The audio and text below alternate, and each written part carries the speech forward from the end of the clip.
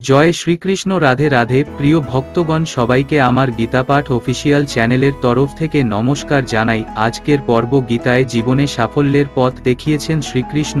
এত হাজার বছর পরেও গীতার বাণী জীবনে সঠিকভাবে মেনে চলতে পারলে জীবনে সুখ ও সাফল্য লাভ করা সম্ভব। জেনে নিন গীতায় বর্ণিত শ্রীকৃষ্ণের 5 বাণী। প্রিয় ভক্তগণ, আপনি যদি কাহিনীটা শুনেন অর্ধ অসম্পূর্ণ রাখবে না, শেষ পর্যন্ত শুনুন, কারণ অর্ধ অসম্পূর্ণ রাখলে শ্রীকৃষ্ণ আপনাকে পাপ দেবে।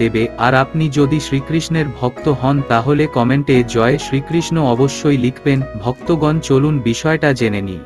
গীতাপাঠ অফিসিয়াল চ্যানেল সাবস্ক্রাইব করে পাশে থাকা বেল আইকন প্রেস করুন আমাদের ভিডিও সবার প্রথমে দেখতে। মহাভারতের অন্যতম অঙ্গ হল শ্রীমদ্ভগবদ্ গীতা।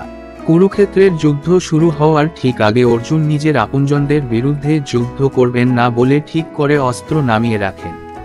তখন শ্রীকৃষ্ণ তাকে জীবনের সঠিক দিশা দেখান, কর্তব্যের আসল অর্থ বোঝান। এত হাজার বছর পরেও গীতার বাণী আজও আমাদের জীবনে একইভাবে প্রযোজ্য ও উপযোগী। শ্রীমদ্ভগবদ্ গীতায় জীবনের আসল অর্থ ব্যাখ্যা করেছেন শ্রীকৃষ্ণ। গীতার বাণী সঠিকভাবে অনুসরণ করতে পারলে সাফল্যের পথের সন্ধান পাওয়া যায়।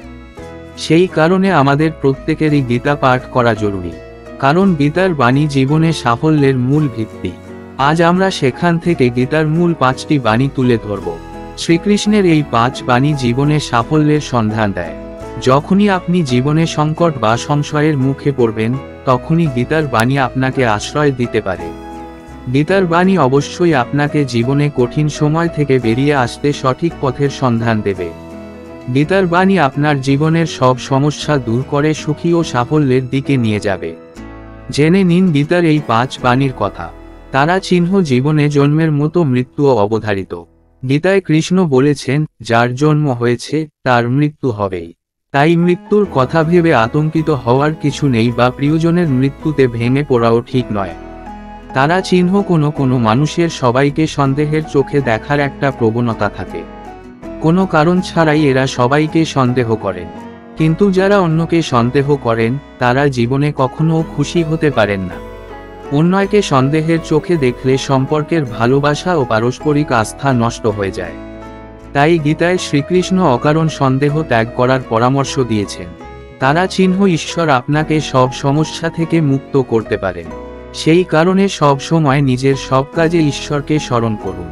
গীতায় শ্রীকৃষ্ণ বলেছেন, যে ব্যক্তি ঈশ্বর চিন্তা করে জীবন কাটান, তিনি মৃত্যুর পর সরাসরি ঈশ্বরের কাছে পৌঁছে যান। তারা চিহ্ন আপনি যদি বুদ্ধিমান হন তাহলে নিজের বুদ্ধি কোনো ভালো কাজে ব্যয় করুন। নিজের বুদ্ধি কখনো কোনো খারাপ কাজে ব্যবহার করবেন না। কোনো ষড়যন্ত্র কখনো নিজেকে লিপ্ত করবেন না। স্বার্থহীনভাবে সমাজের ভালোর জন্য কিছু করুন। এর ফলে আপনি সমাজে যেমন মান সম্মান পাবেন, তেমনি নিজের মনে প্রসন্নতা অনুভব করবেন। তারা চিহ্ন গীতায় শ্রীকৃষ্ণ অর্জুনকে সব রকম আসক্তি থেকে মুক্ত হওয়ার পরামর্শ দেন। কারোর প্রতি অকারণ মুগ্ধতা কখনোই কাজের কথা নয়। বিশেষ করে নিজের শরীরের প্রতি কোনো রকম টানা থাকা ঠিক নেই। এই নশ্বর দেহ একদিন পঞ্চভূতে বিলীন করে যাবে। তাই শরীরের প্রতি কোনো রকম মোহ মায়া রাখবেন না। সব আসক্তি ত্যাগ করে সত্যের পথে এগিয়ে চলুন। তারা চিহ্ন লোভ, রাগ ও ঈর্ষা হলো আমাদের সবচেয়ে বড় 3 শত্রু। এই 3 শত্রু আমাদের নরকের পথে নিয়ে যায়। সেই কারণে লোভ, রাগ ও ঈর্ষা সম্পূর্ণভাবে ত্যাগ করুন। এই সব শত্রু নিজের জীবন থেকে দূরে রাখলে আপনি সফল ও সুখী জীবন যাপন করতে পারবেন। প্রিয় ভক্তগণ, শ্রীকৃষ্ণের এই 5 বাণী মেনে চলুন, আপনারা সাফল্যের পথে এগিয়ে যাবেন।